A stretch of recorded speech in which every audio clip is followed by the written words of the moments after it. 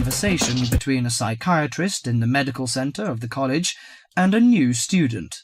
First, you have some time to look at questions 1 to 4.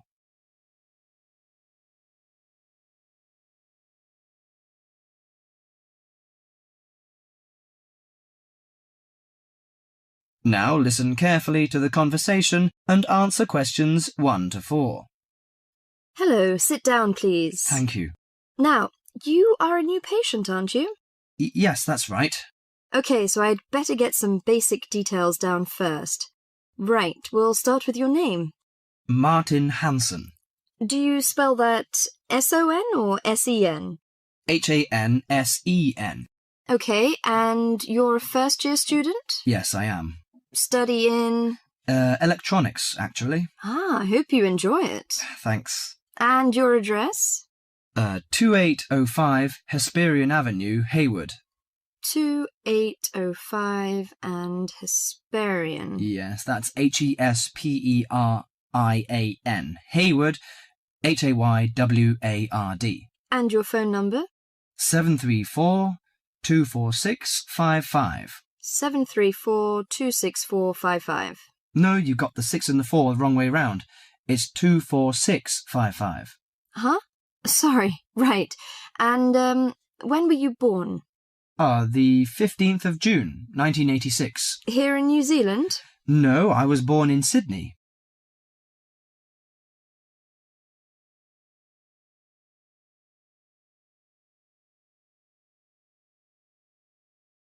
Before you hear the rest of the conversation, you have some time to look at questions 5 to 10.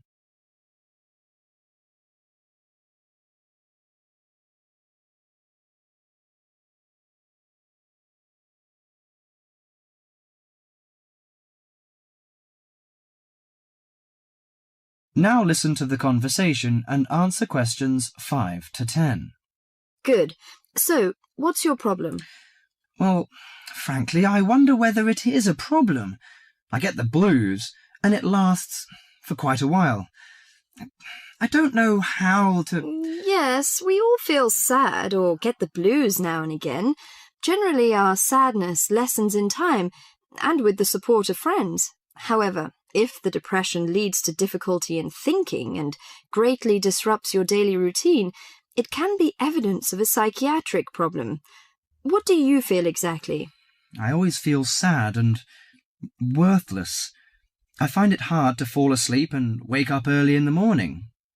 How long has it lasted? Nearly half a month. Do you feel fatigue or loss of energy?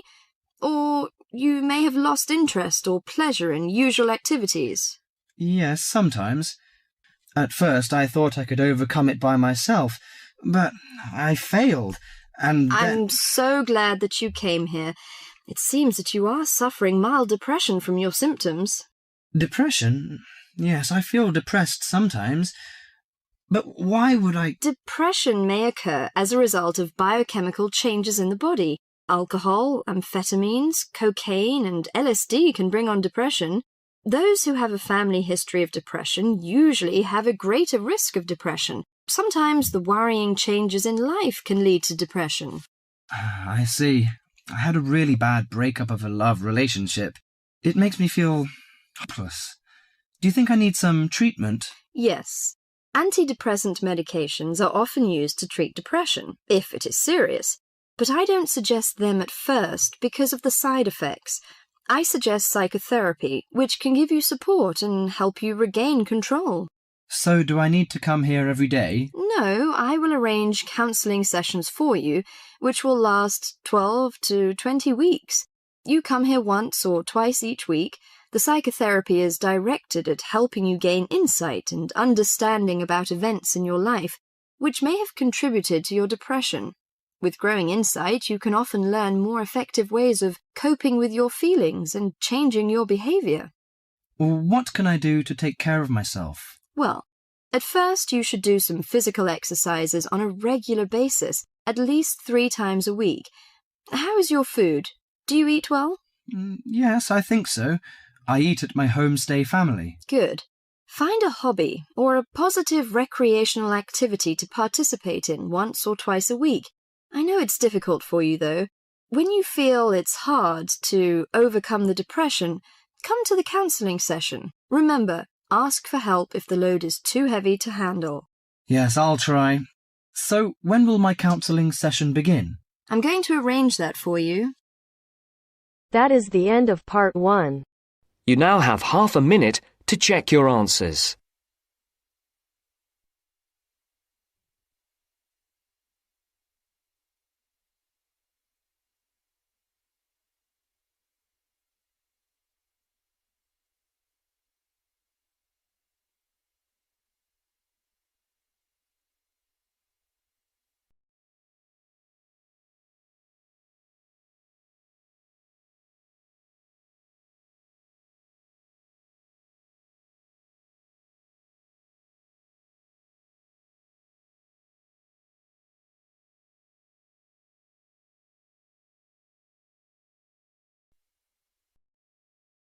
Part 2.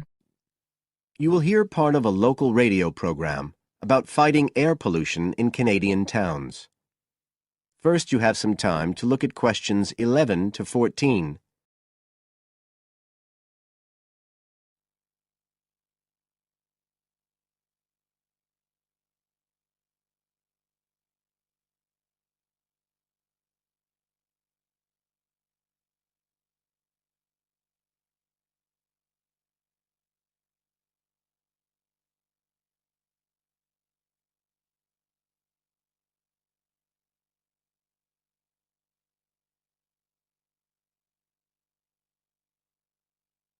Now listen carefully and answer questions 11 to 14. Good morning, folks, and welcome to the information roundup on your own local radio station. This is Larry Knowles talking to you this morning on Tuesday, the 25th of May. And the first item coming up is a reminder to you all out there about Canadian Clean Air Day, which is on June 6th.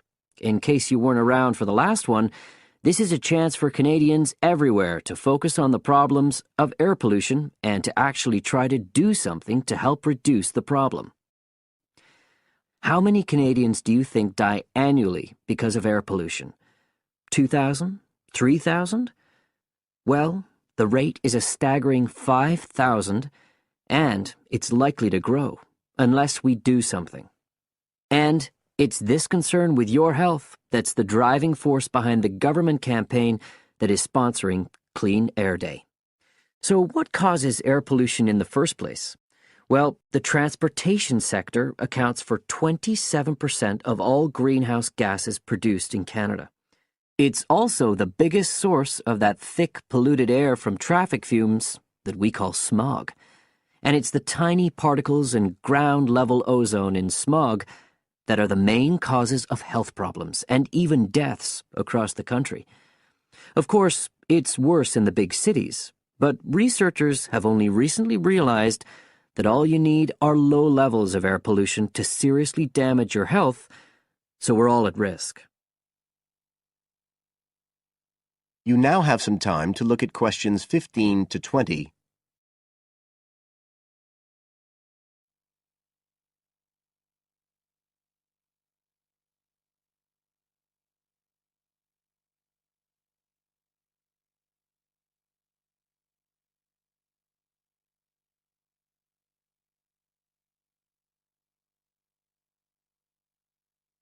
Now listen and answer questions 15 to 20.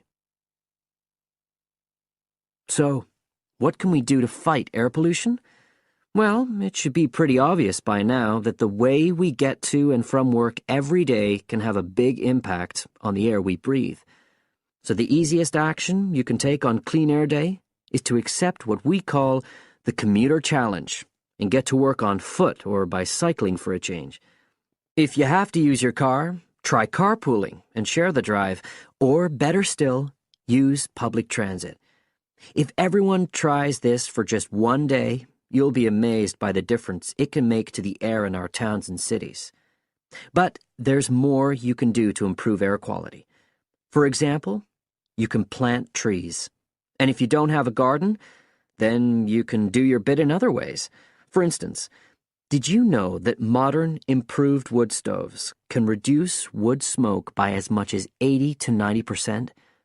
So you can make a big difference if you upgrade the appliances you use in your home. The government is also working hard on your behalf to clean up our air. Its priority is to reduce the emissions that cause smog, and they have clear plans to get there. Last year, Canada and the United States agreed to reduce emissions on both sides of the border between the two countries, and they plan to reach their targets in the next few years. The government's also taking action to get cleaner fuels. It's already reduced the sulfur contained in gasoline, and it hopes to reach the reduction target for sulfur in diesel by next year. But the measures don't just focus on the motorist. The federal government's also working to reduce emissions from power plants and factories right across the provinces. You can find out all about government action and all the plans for Clean Air Day events. That is the end of part 2. You now have half a minute to check your answers.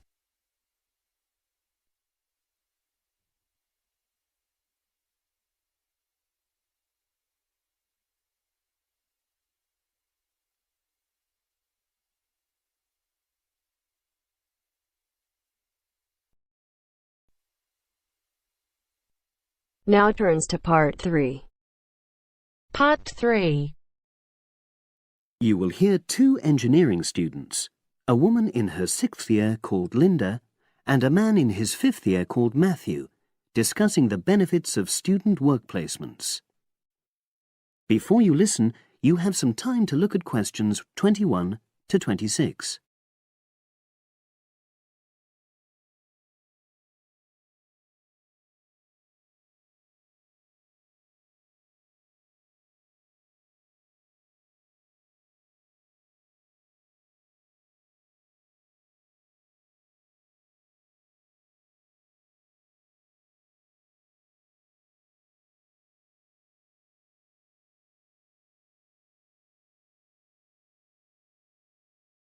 Now listen and answer questions 21 to 26. Hi, Linda. Can you spare a few minutes? Hello, Matthew. No problem. I just wanted to talk to you about temporary work placements. I've never really thought there was a good reason for doing one. I've got some savings, so I don't really need the money at the moment. But I've had an email from the university about a vacancy that looks quite interesting. You did a placement last year, didn't you? I did, yes. In my case, I wanted to find out if I was making the right career choice before I began applying for permanent jobs. I thought I wanted to work in car manufacturing, but I wasn't sure, so I applied to Toyota. What was the application process like? Lengthy. There were a lot of different parts to it. The dullest one was a psychometric test.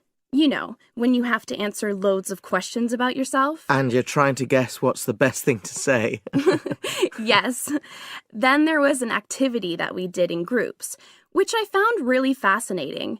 Engineers are renowned for being a bit unsociable, but I thought we made a great team. And we had an individual task too. We had to sort through various business documents and prioritize them. It was just like what you have to do as a student, really, just with different content. What exactly were you doing on the placement? I was helping to design some diagnostic software to identify any waste in the car assembly process. Do you mean waste of materials? No, time. Anything that can speed the process up helps to cut costs.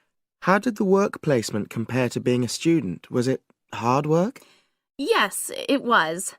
I'd had full-time work before. I've done various unskilled jobs during university holidays, and some of those involve long hours. So I thought I'd find it easy. I was wrong, though. I think when you're on placement, you're always trying to prove yourself. So you push yourself hard to succeed? Yes. But I got a lot of support from my employers. They were always helpful. And then, at the end of the placement, I was given formal feedback. Do you mean on your engineering ability? Well, no. I didn't really need that because we had team meetings every other day. And so I had the chance to discuss technical issues and ask about anything that wasn't clear.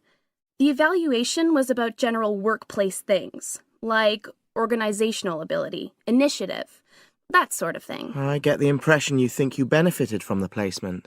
Well, the best thing is that they've offered me a job for next year. Depending on my exam results, of course, but still. A permanent one? Yes. But apart from that, I learned so much.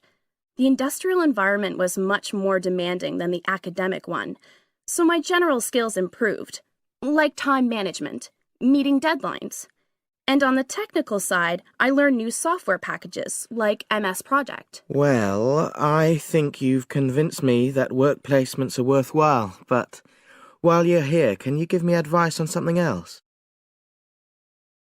Before you hear the rest of the conversation, you have some time to look at questions 27 to 30.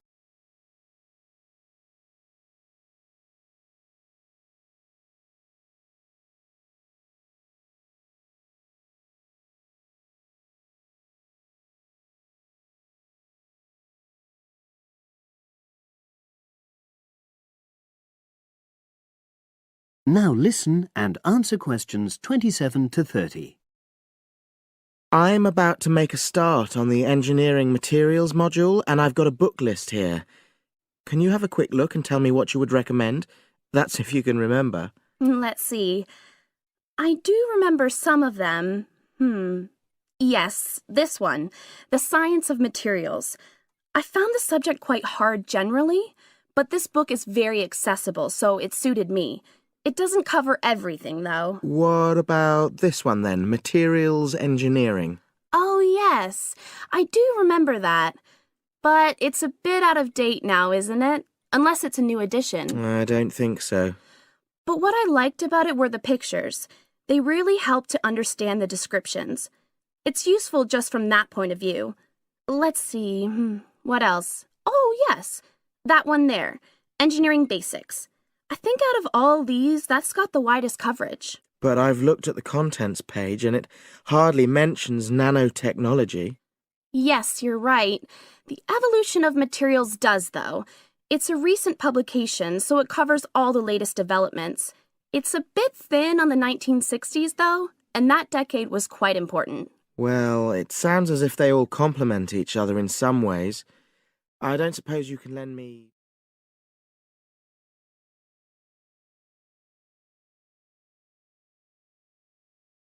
That is the end of part 3. You now have half a minute to check your answers.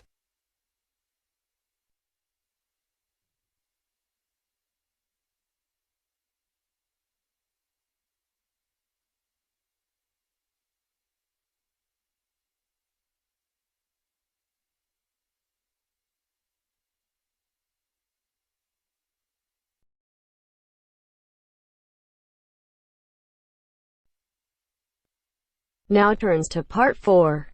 Part 4. You will hear a presentation by a student about a website she has designed for a supermarket.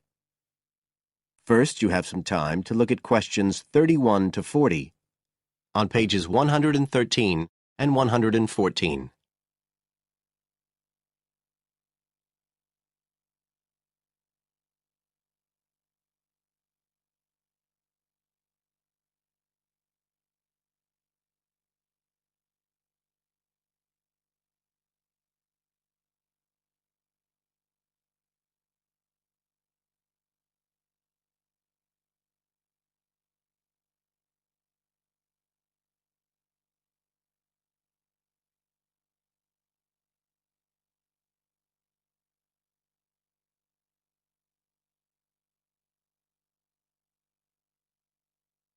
Now listen carefully and answer questions 31 to 40.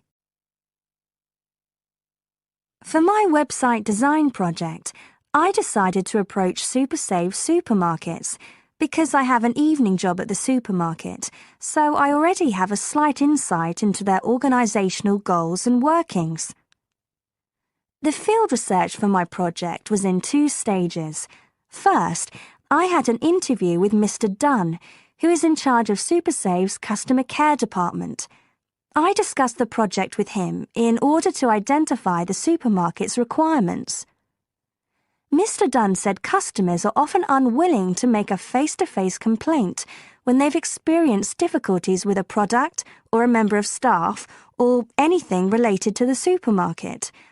So he said a website which allowed members of the public to get in touch with the organisation and bring the problem to their attention in a private manner might be very useful, and we agreed that I'd work on this.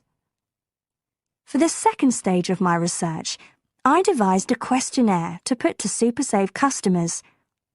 I needed to find out about the customers' experiences of problems together with their attitudes towards making complaints, both directly and indirectly. I used a mixture of closed questions, such as, have you ever experienced a problem at any SuperSave store, and open questions, such as, what would you find helpful about a customer complaint website? I decided to do interviews rather than rely on distribution of the questionnaire, as I felt this was likely to lead to a higher take-up rate.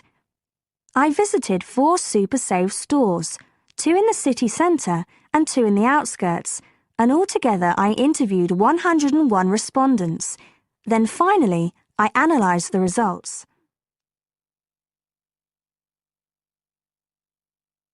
I found the results of the questionnaires to be very informative. I found that out of the total number of customers investigated, 64% had at some stage encountered a problem in a SuperSave store. Out of these people, the vast majority said that they hadn't reported the problem to any member of staff. They just kept it to themselves. The next thing I tried to find out was why they hadn't complained. Well, about 25% of the people I interviewed said the reason was that they couldn't be bothered, and a slightly smaller percentage said that they didn't have enough time. But 55% said the reason was that they felt intimidated.